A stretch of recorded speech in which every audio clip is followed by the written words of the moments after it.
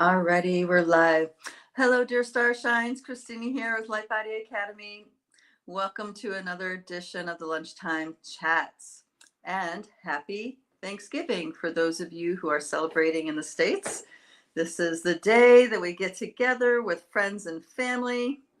And sometimes we get along, sometimes we watch football, the Macy's Day Parade. Whatever your particular tradition is. I hope you guys have a wonderful day today. All right. For those of you, I'm going to give everybody a minute. Some people might be chiming in, even though there's a holiday and there's a lot of cooking and family stuff to be doing. For those of you who are new, my name is Christina, and I'm an acceleration expert. This is a consciousness acceleration expert, and we are here to talk about those topics and issues that are significant for us starseeds, way showers, new paradigm visionaries. We have abilities, we have capacities that are that are not necessarily embraced by our larger human family. So therefore, we have very unique perspectives to what we see going on in this crazy, beautiful, miraculous, wild, wacky world right now. So I'm here to offer, to the best of my ability, a liberated perspective to these pieces that can, hit us kind of hard and feel a little heavy, and maybe we get stuck in. So welcome, welcome, welcome, everybody.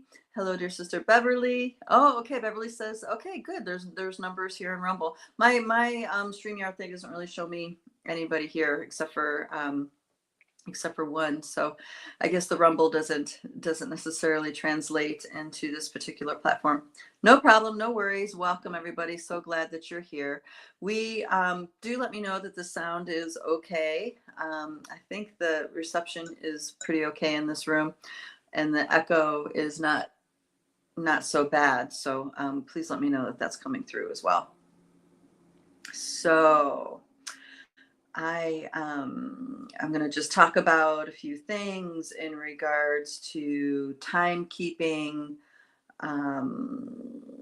gatherings, and human connection. Okay, thank you, Bev, for letting me know. Interesting things happening. So I don't know if you guys are on social media. I usually try to avoid it, but something happened last month where, oh yeah, the election stuff happened last month where all of a sudden I found myself in social media more than I have been in a very long time. When I'm saying social media, I'm talking about Facebook and Instagram. So Instagram I find funny because I have friends from all over the world, and everybody sends me little reels and little things to laugh, or did you know this, or whatever. People send me things. And we have the Light Body Academy, the multidimensional accelerator profile on Instagram, but then I also have another one that's more private. I don't really have any followers, just like the immediate circle of people that I meet in my travels that I want to stay in contact with.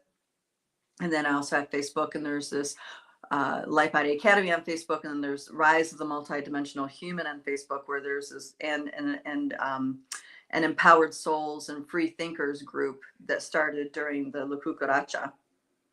So been posting more there, been on there more. And a dear starshine, Sherry Lynn, the dear sister that makes those Palladian discs, she sends me a thing about time. And you might think, what does it matter how we keep track of time? Like, what does it matter our calendars? What does it matter the minutes, the seconds, the minutes, the seconds, the hours, the days, you know what I mean? What does it really matter? And when it comes to humans being in tune with the natural rhythms, with the natural world, it matters quite a lot. Now, in Einstein's theories, he talked about time as in linear time, like kept on a clock time, is a fourth dimensional force. So he was implying that it's an energy and that it is completely subjective, and that time is subjective. And he created an experiment to prove that, and he did. Now, I'm saying subjective, but in his theory, it was relative. Time is relative, right?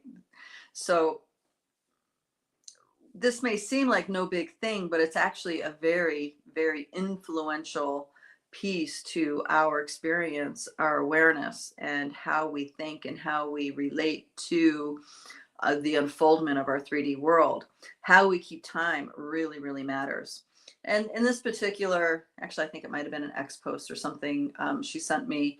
There was a woman talking about the transition of the calendars from the old world calendar to the current Gregorian calendar, and how there were days left out. There was a time with no time, right? And if you calculate that, if you add in all those anomalies that came with the application of the Gregorian calendar, it turned out to be a 12-year discrepancy in time, which means right now this solstice is the 2012 that has been prophesized by the Mayan calendar. I chuckle because this is a great example about time and how it impacts our perceptions of things. With us having the perception of 2012 was back when we thought it was, we have a different idea about reality and the kinds of things that are unfolding. And if we add in this thought of maybe this is the actual time that's been prophesized, then it changes, it starts to change the skew that we have and how we perceive things going on. And I'm here to tell you guys that the Armageddon program has been something that has been ran over and over and over again because it's such a great manipulative tool to the consciousness of the collective. So I personally do not pay any mind to Armageddon programming, including nuclear war, because it's a narrative that I feel deep inside has been manipulated and weaponized. So I unplug from those sorts of things, or I don't give it much weight. Anyway, keep moving forward with this time thing. Now, I don't know if you guys have ever seen the videos of the timekeepers, how they create nesting dolls of all the different mechanisms of keeping of time, including the astrological chart, including the zodiac, the zodiac map. And then you have the seasons, and then you have the lunar calendar. There are other calendars that collectives of people use. It's just not an internationally accepted calendar. For example, the Chinese, they have their own calendar, right? The Chinese New Year. This is how we know we're going from the year of the dragon into the year of the snake. It's the first new moon after the solstice, right?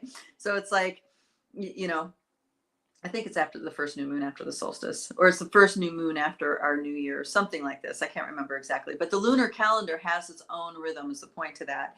And that is an example of a lunar calendar that is still in place today.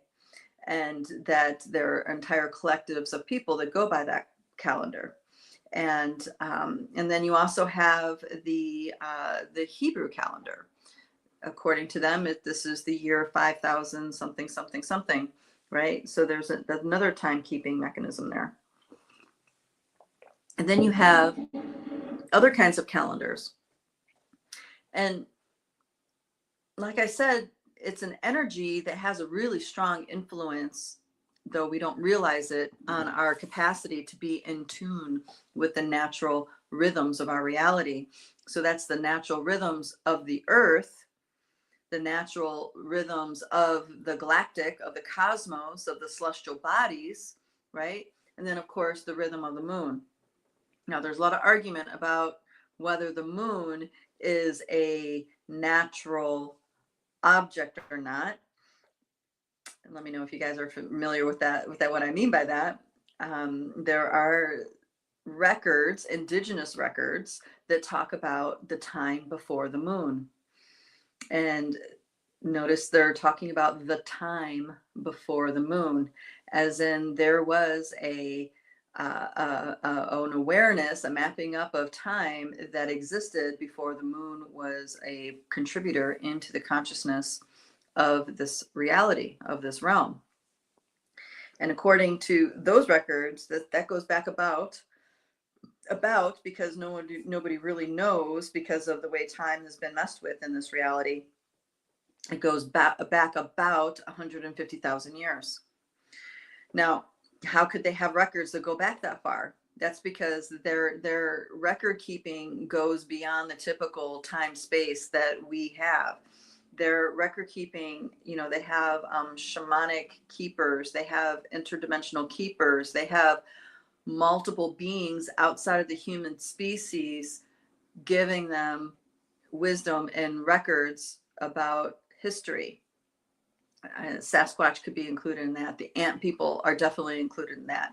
If you guys don't know, the ant people are very well known among the Southwest Indigenous, the Hopi, the Dene, the Navajo, and others. And they talk about the ant people rescued them during the last catastrophe, which was roughly about 5,000 years ago. Now, their Indigenous lore, in my view, has a lot more weight than the history that we have in our history books, because history is written by the winner, as we all know, and there's a reason for a manipulation to be going on, right? So it's already shown us that the manipulation of time and history have really influenced us on a deep subconscious level, and actually and it's actually a technique to create false timelines.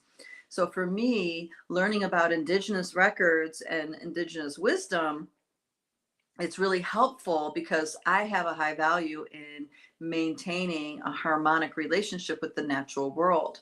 So I have deep appreciation for these ancient stories. And it helps frame my understanding up differently to humanity and what's been going on with the true history of humanity. And by waking up to those sorts of things, I get to retune in to what people might call the natural organic timeline. Now, the word organic and synthetic, those two things, that I have a lot of issues with those terms because they don't feel absolutely true and descriptive to what I'm trying to say. But it is in the vernacular in a certain way that frames up where the understanding is close enough to what I'm trying to say. An example, someone might say, because of the question narratives about the moon, that is not an organic satellite that is in our skies. According to some narratives, that is a ship that's been towed in from the Pleiades. So that is a ship towed in from the shadow realms. That is a ship brought in by the Nuburians. There's different stories about who brought it, but the main piece there is that there's a story consistent among many cultures and Indigenous records that it is a artificial satellite that was towed into place. That's the more important part. So because of that, can we truly call the lunar cycles organic? You see what I mean? So this idea of organic synthetic, it's, we have to, it's good that we're here to this understanding, because we have to start splitting hairs here about what is it that we're truly trying to say with these descriptors. So there's also a concept that the moon is considered a organic part of our timeline because it's been here for so long. You guys decide where that lands for you, right? So there's lots of different schools of thought and perceptions. But what I'm saying here is that these skewed history, the skewed timeline, these different versions of how about humanity gets embedded deep in our subconscious and participates in us colluding with the manifestation of these false timelines, these timelines that are not in rhythm to the natural rhythms of Mother Nature and of the cosmos. And that's the big piece here. We need to continue to question things and shift our habits and practices to this particular fulcrum. Does this mechanism, technique, whatever, pull me closer into the natural rhythms of the earth? Does this ... tune me even more deeply to the rhythms of the cosmos, right? And each person is going to come to a different place. This time that we're in right now, we are all in exploration and experimentation on what it is to be a multidimensional sovereign being in this time of chaos and change that's happening on this planet, whether it be the true ending of the Mayan calendar or not. See what I mean? Now that narrative really does not matter when you have this particular frame up in your awareness. So there is a video that I posted a long time ago in the Rise group, and I when I first heard it, I thought it was the most succinct and magnificent explanation of multidimensional perceptions that I've ever heard. And I was like, wow, this is amazing. And what they did was they took all the different time mechanisms. Hello, darling. Good to see you. Thank you for being here. They took all the different time mechanisms and nested them all together into the center being seconds, minutes, and hours, right? So you had the cosmic clock, you had the astronomical clocks, you had the seasonal clocks, the lunar clocks, you had all these different mechanisms of time, and they just layered them, and put it into a physical, like a model that you can see. And it was very activating to see them do that. Now, I thought it was a wonderful expression of multidimensional relationship to time when I saw that video. What didn't register in my brain was that it was a video made to explain flat Earth. So what I didn't agree in this video was that we are in a prison. Our consciousness is in a prison planet. We're in a prison realm and all these things. So even though I liked all those nesting dolls being put together to explain why certain dynamics of time are acting out the way they are, the rest of it really didn't work for me. But that wasn't why I posted it. And I didn't even realize it was flat Earth. It was flat earthers. It wasn't until the criticisms of the video, the comments came through, did I realize, oh, this is a flat Earth thing. I had no idea. People were really pissed off about it. And I'm like, wow, I just thought it was a cool explanation of how these different mechanisms of time influence our consciousness. And now it gets even more interesting and dynamic because we have the astrological clock as split up by tropical astrology, but then you have the Vedic clock, which is tilted or not tilted. Wait a minute. No, the tropical is straight up and down, and the Vedic is tilted. So the tropical astrology, those are calculated positions as if the Earth was, the poles were straight up and down, and the Vedic is the one that takes into account the tilt that we have. And then you have true sky. So you add those into the clock, and now there's a nesting doll of resonance between those three that actually start to create a whole different concept of our relationship to the celestial bodies. Now, just feel what that does in your body when I mention that. It may be similar to me mentioning the fact that there's a lot of narratives in our Indigenous lore that tell us that the moon is not a natural object. Okay. So yeah, just notice how you feel with the thought. I'm not trying to convince you of anything. Just notice how you feel when you hear the thought. That's going to tell you a lot about what's going on and maybe how influenced or not influenced you are by those patterns. Okay. Now, if you have a really strong knee-jerk reaction and it's maybe anger or frustration or criticism or something like that, that's an indication that you're deeply enmeshed in this 4D program. Okay. Time is a 4D program. Linear time specifically is a 4D program. So all of these nesting dolls of clocks being put together enhances the locking mechanism of that 4D program. So when I am suggesting that it's false or a program or there's a way out of it, it's going to hit up against those structures very strongly. Many of you may feel it in the throat or in the heart. Okay.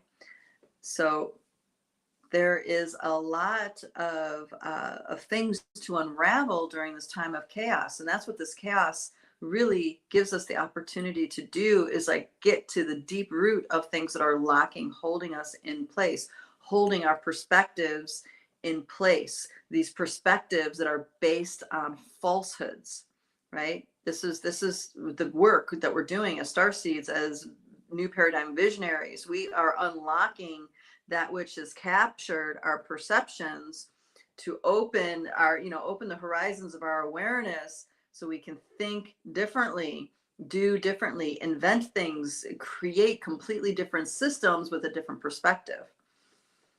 All right. Hello, dear sister Felicia. She says, I was sick about it when I heard it 30 years ago, and my spirit name was Silver Moon Dolphin.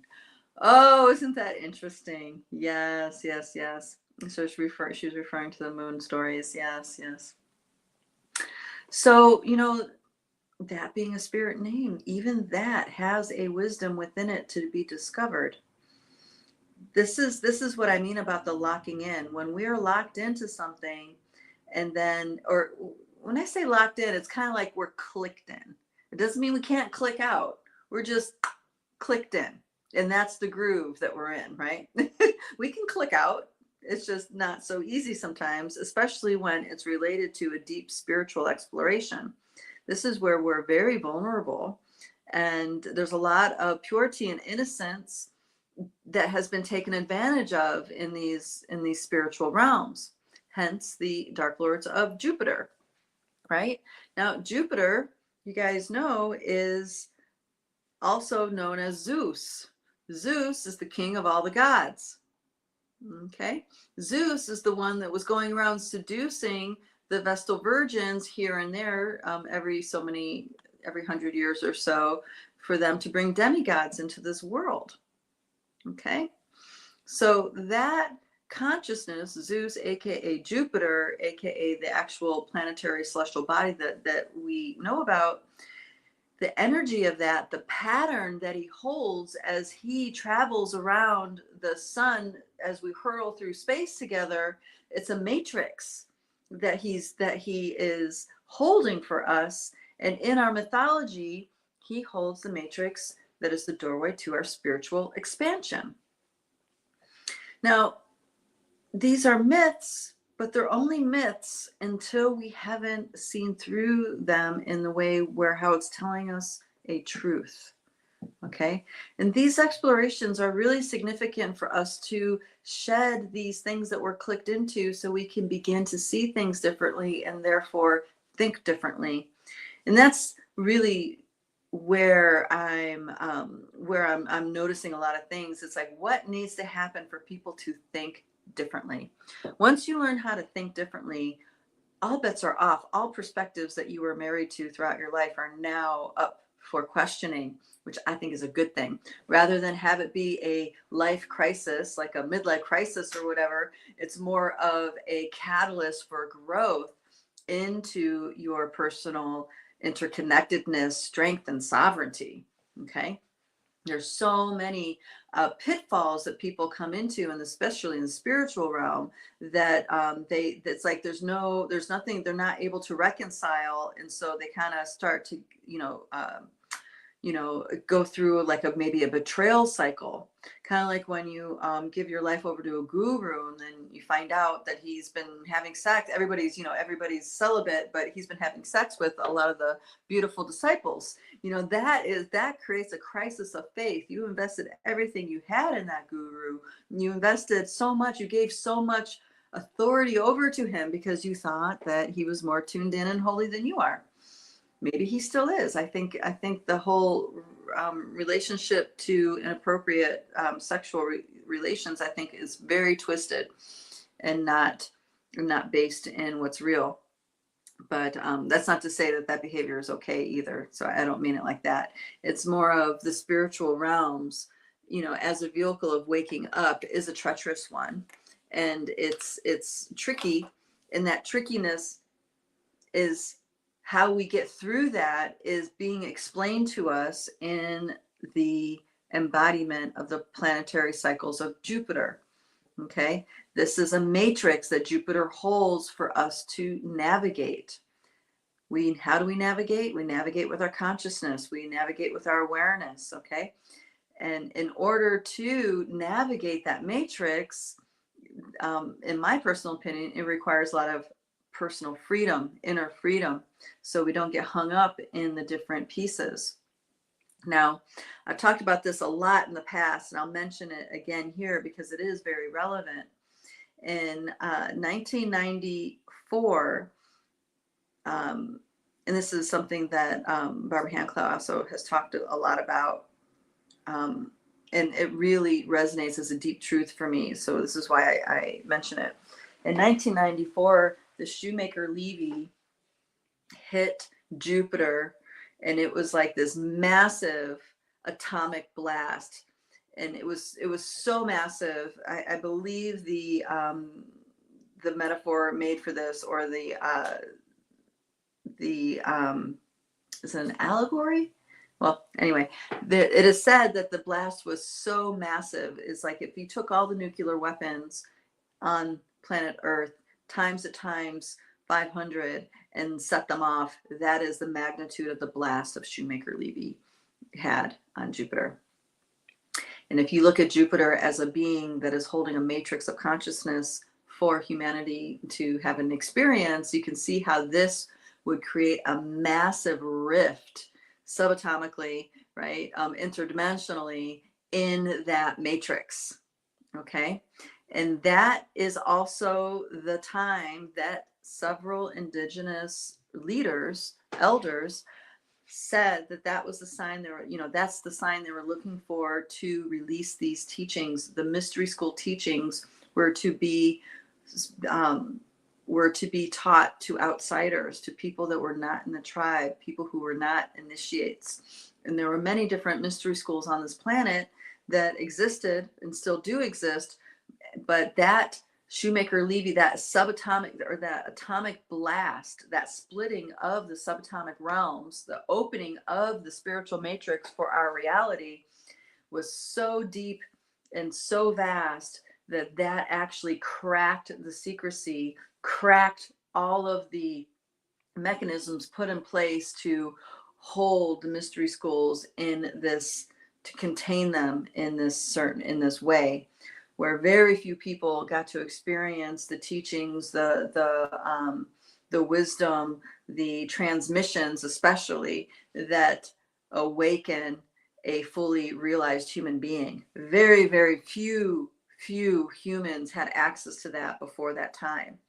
And now, fast forward 30 years later, the transmissions are given freely to anybody who wants them.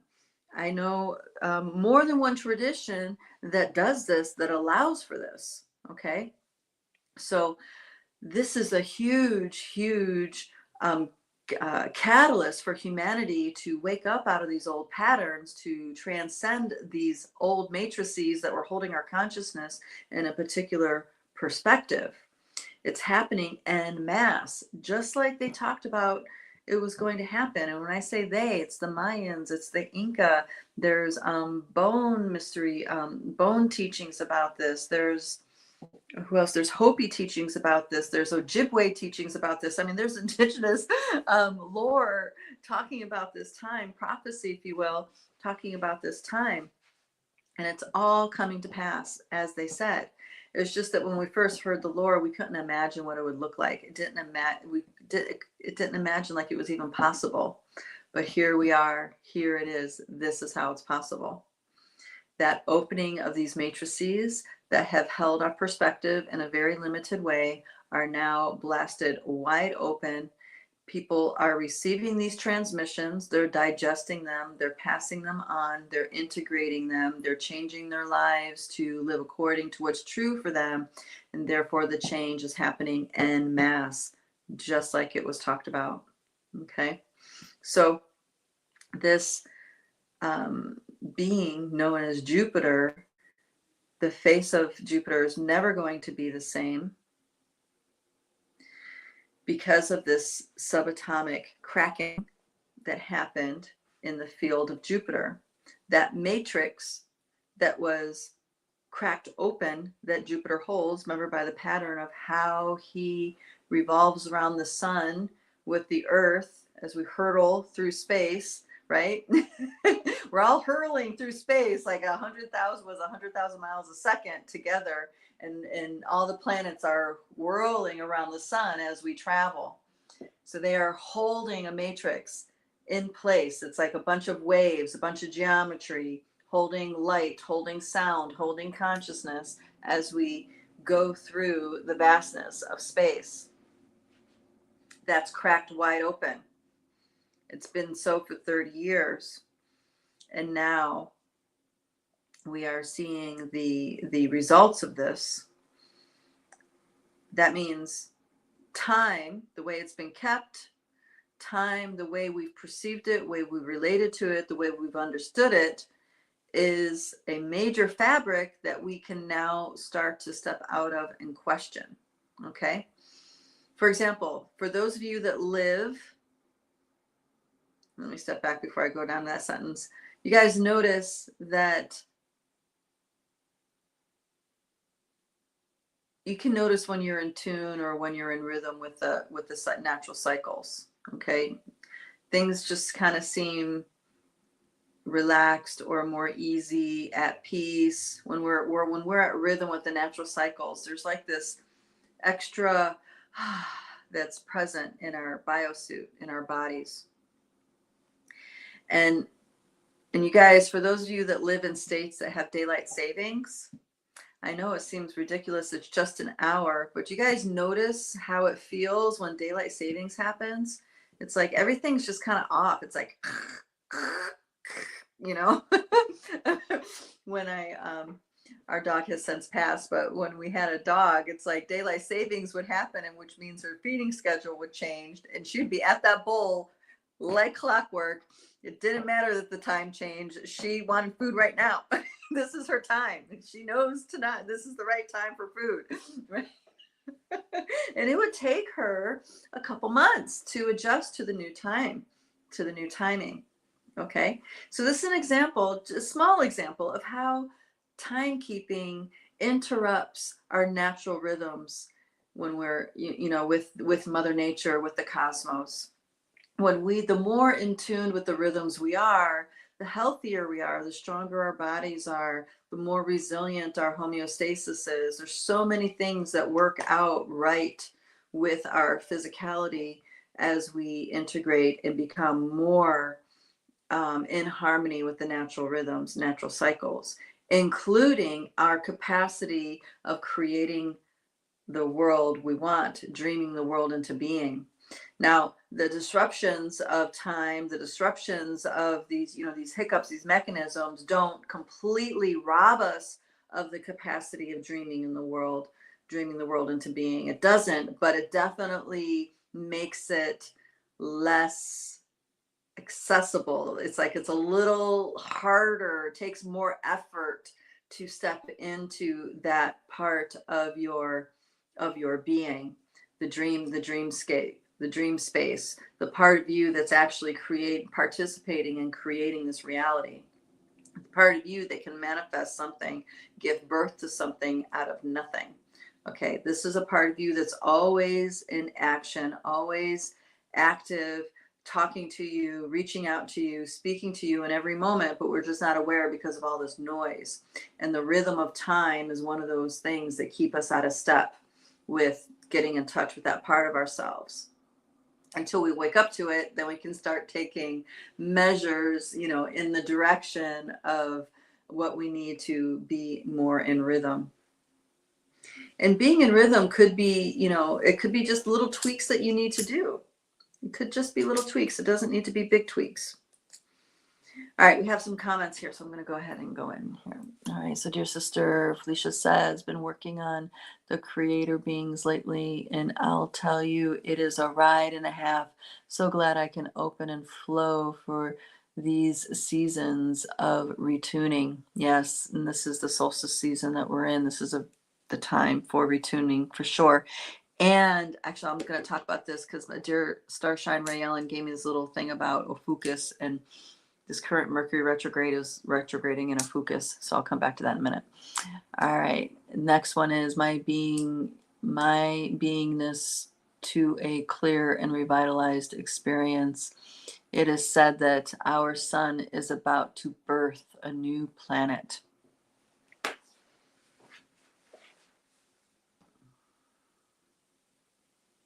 That's interesting.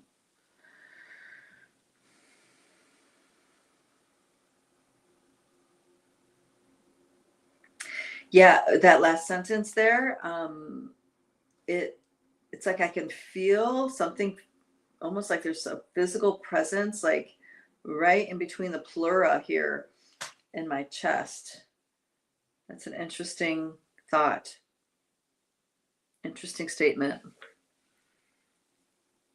Okay, I'm gonna keep going. That's an interesting statement, guys. I'd be curious if other people are picking up on what they pick up on when they hear that thought, that idea. Okay, but let me get back to, I have 20 minutes left. So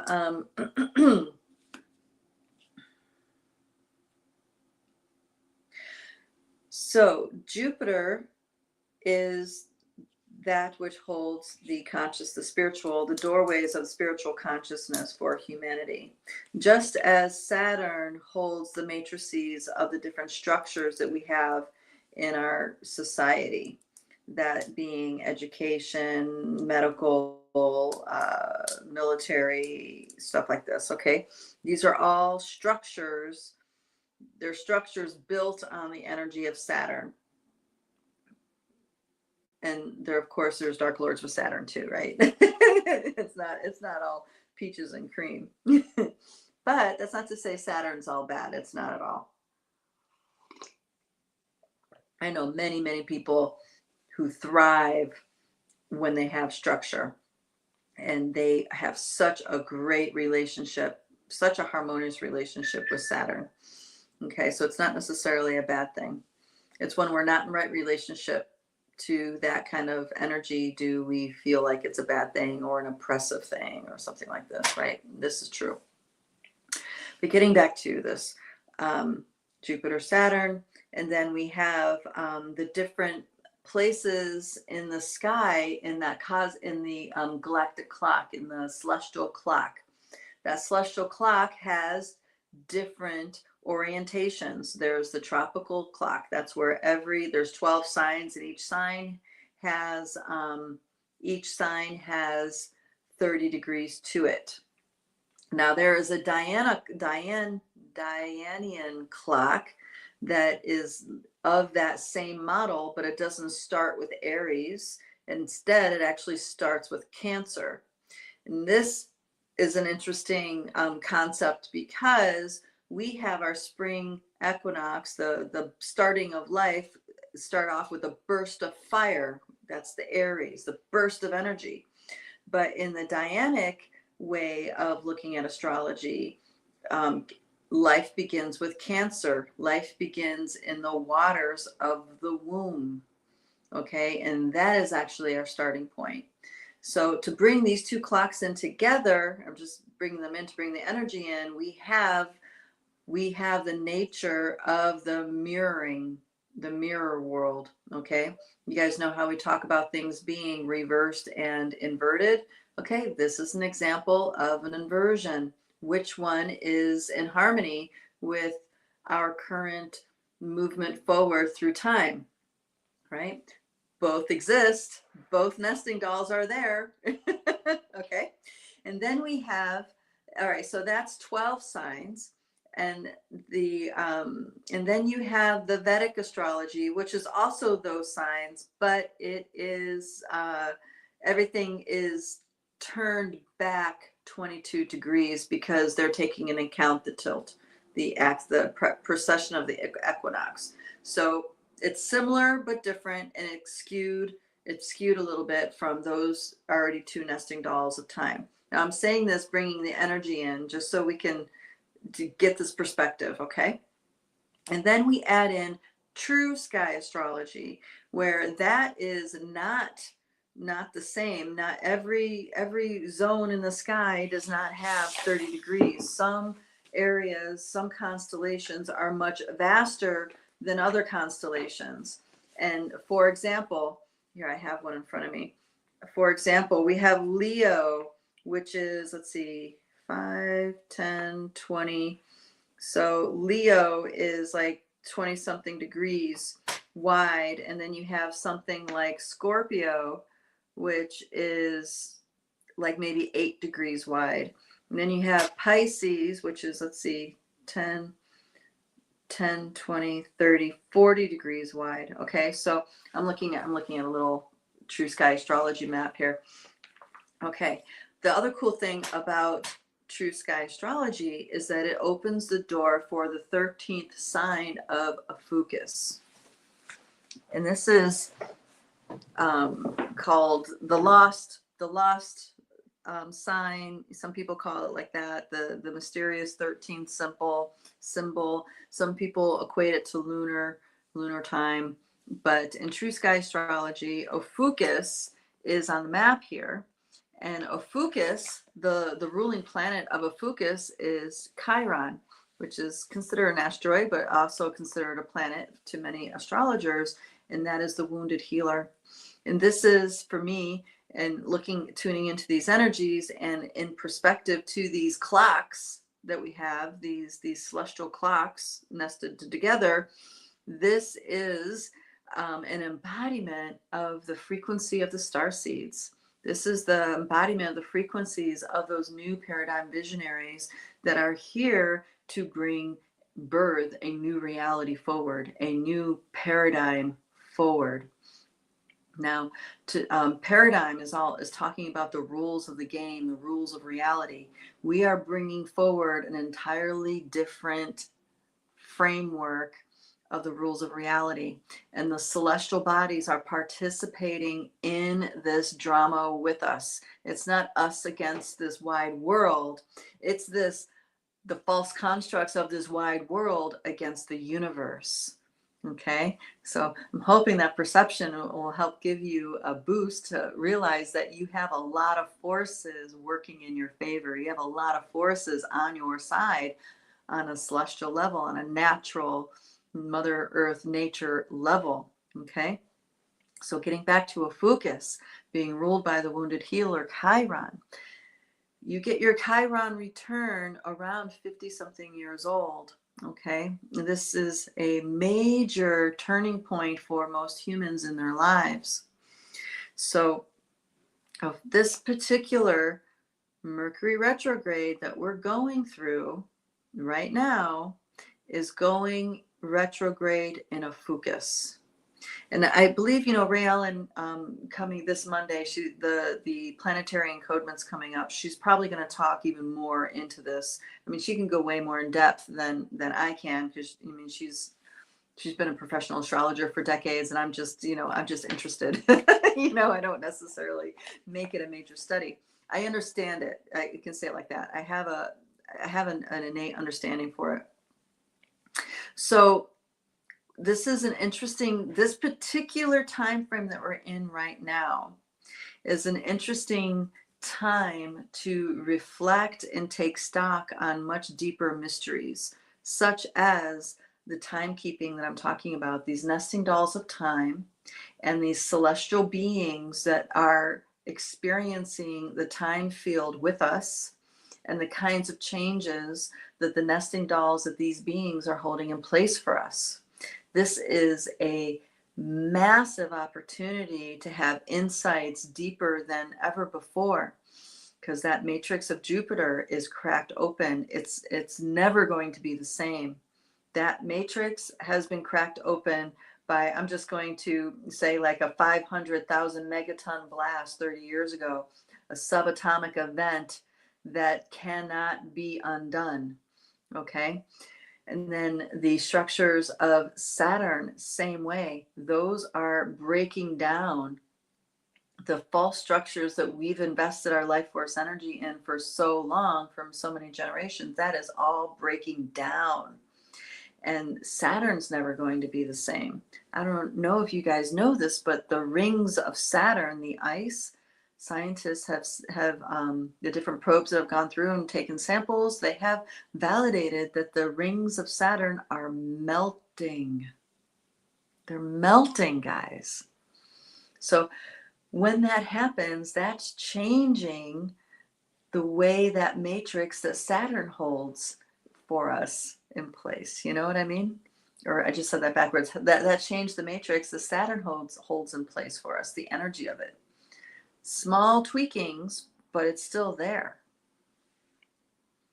And then the bringing of the true sky, which is having an impact. There is an astrological revolution going on, especially among starseeds in relationship to true sky. We are bringing back the dawn of Ophiuchus. We're bringing the awareness of Ophiuchus back into our contemplation. It's back now in the matrix. We have a close personal planet going through that window right here, right now. And it's not flying forward through, it's flying backwards through, which means it's a time of reflection. Our cognitive awareness is going backwards in a reflecting energy through Ophiuchus. And then it's going to go forward again.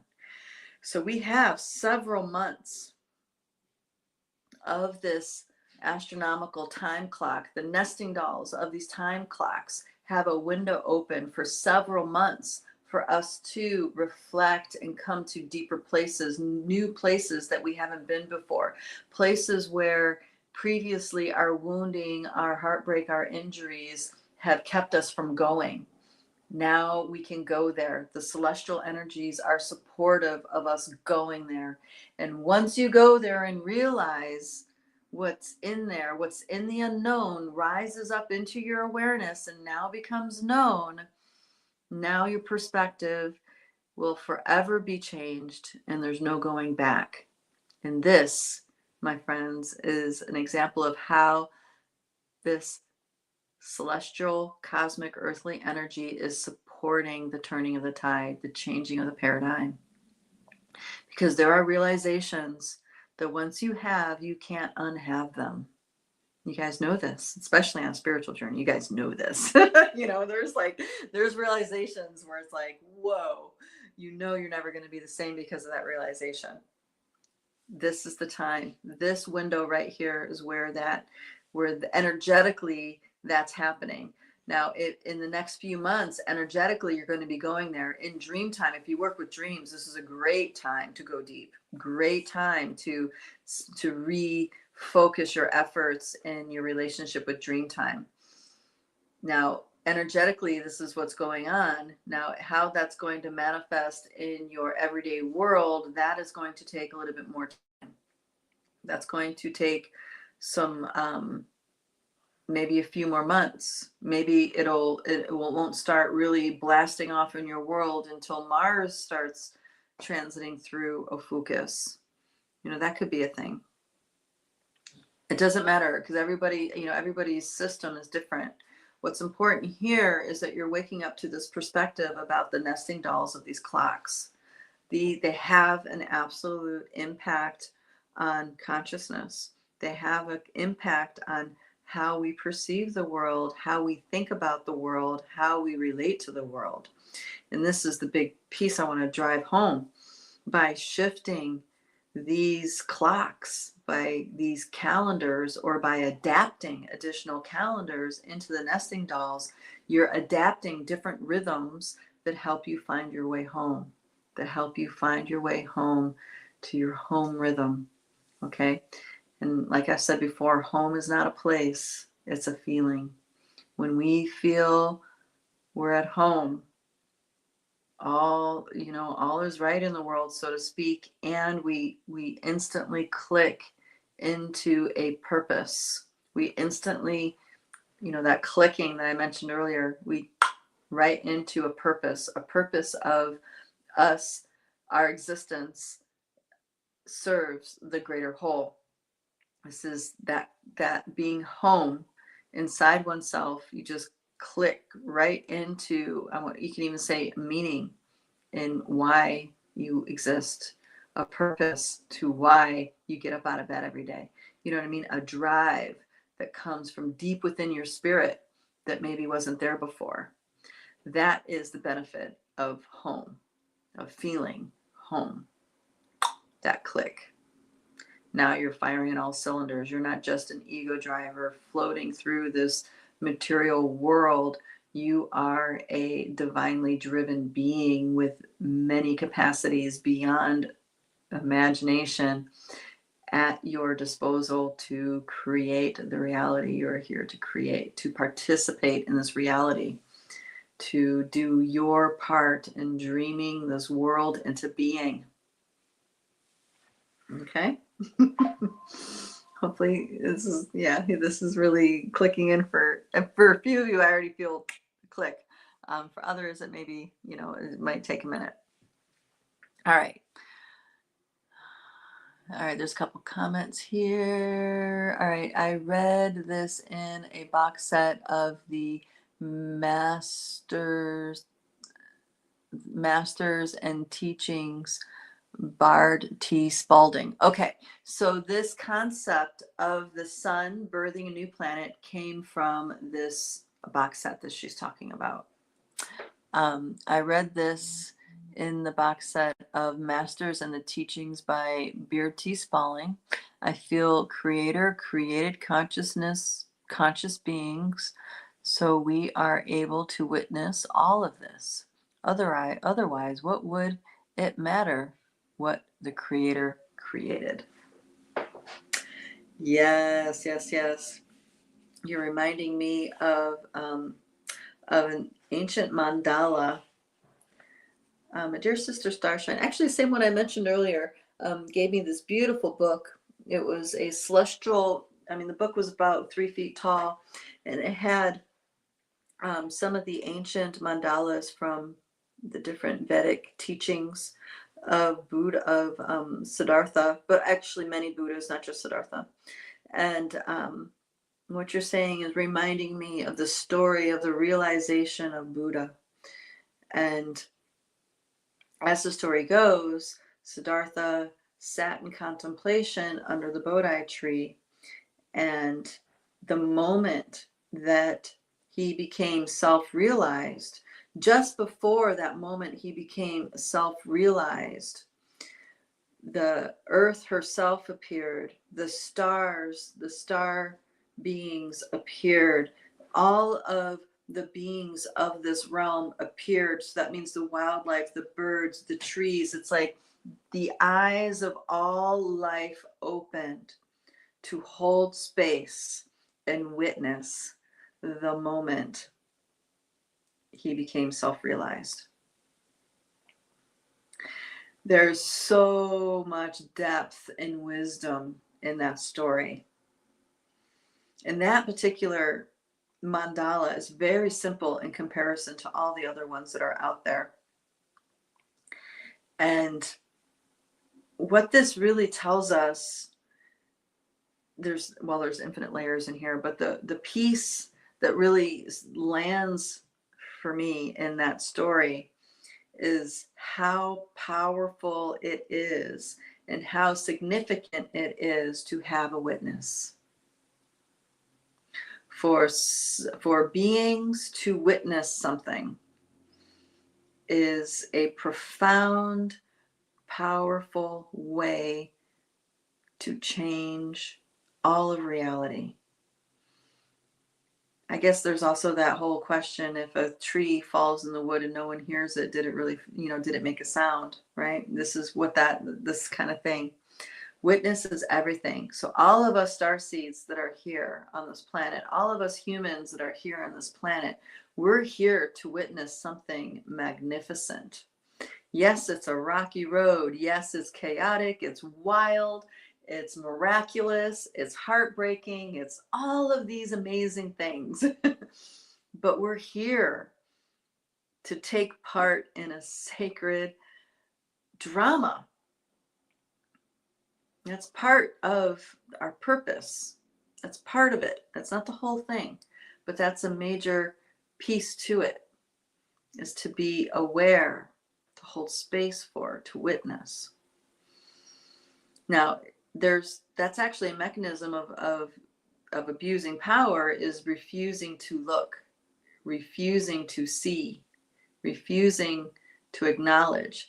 That is actually a mechanism of power abuse, right? By refusing to acknowledge something as being so.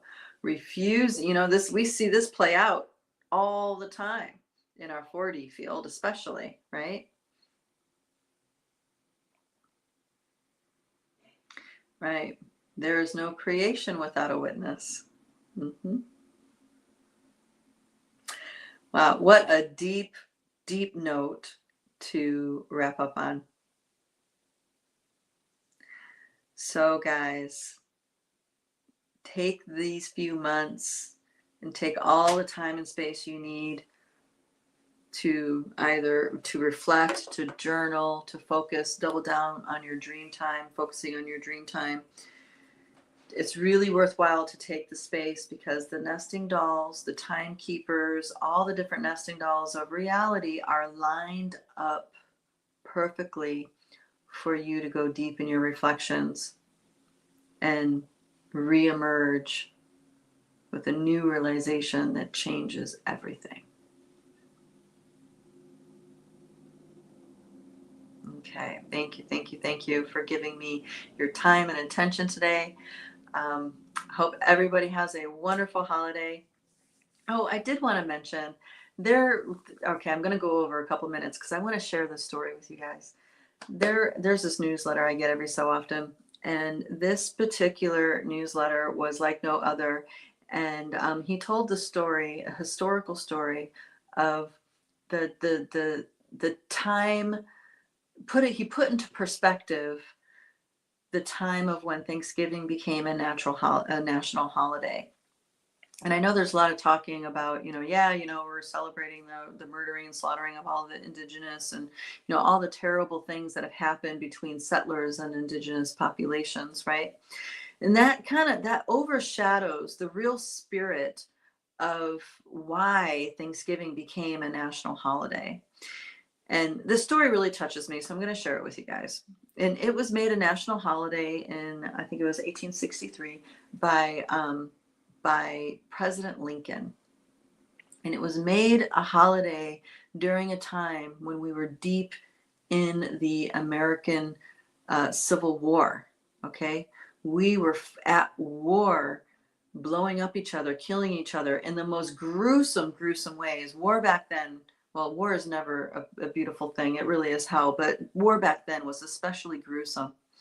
And he made Thanksgiving a national holiday to give people, to give the citizens something to come together and be thankful about, something to bring the spirit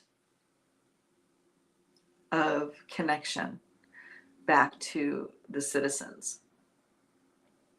And for me, I feel like that is such a huge act, because rather than using his power to keep driving the war machine, to keep driving why we are doing this, to keep driving all that, he was carving out a time and a space with the desire to inspire the citizens to come together and be thankful for each other. And I love that story. There's more to it. There's more historical facts in there, but whatever. Those kinds of things don't stick in my brain. To me, it's the moral of the story. It's the lesson within the story. And I just thought maybe I'd share that with you guys, for those of you who are going to go be with friends and family today. So thank you everybody again for being a part of the chats and this journey. I really appreciate you all. And I hope you guys make it a great day and a great week, and we'll see you next time. Bye-bye.